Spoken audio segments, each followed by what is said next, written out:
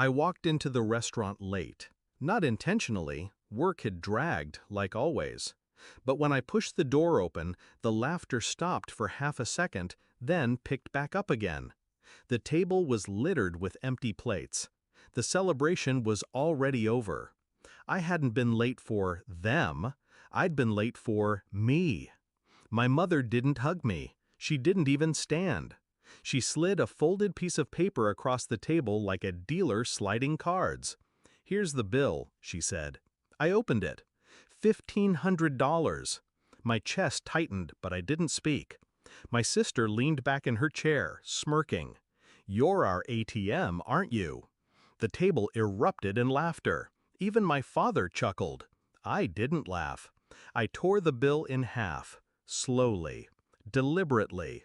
Their laughter died. I turned and walked out. I didn't look back. I drove home in silence, gripping the wheel until my hands shook. That night I remembered all the birthdays forgotten, all the Christmas mornings when my gifts were shared with my sister, all the times my paycheck was treated like community property. Love had never been unconditional in that house. It had been transactional, and I was done paying. 3 months passed. I ignored their calls, their guilt texts. I thought I was free.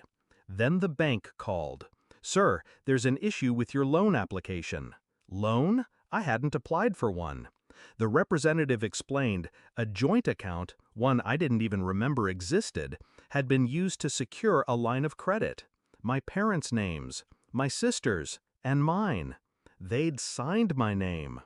I remember sitting there, phone pressed to my ear, pulse pounding.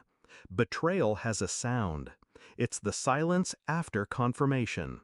They had taken out a $50,000 loan, using me as collateral, and they thought I'd never find out. I didn't scream. I didn't confront. I planned. Step 1, I called the bank. Calmly, professionally. I explained the forgery, provided samples of my signature, filed the fraud claim. They froze the account. Investigation launched. Step 2, I pulled my credit reports, documented everything, and sent copies to the State Fraud Bureau. Paper trails are weapons. Step 3, I waited. Weeks later, the fallout began. My parents got the first letter. Loan frozen, pending fraud inquiry. Then the bank called them. Then the investigators. The calls I ignored. The messages I saved. The tone changed. First annoyance, then panic, then desperation. Finally, they showed up at my door. My mother's voice trembled.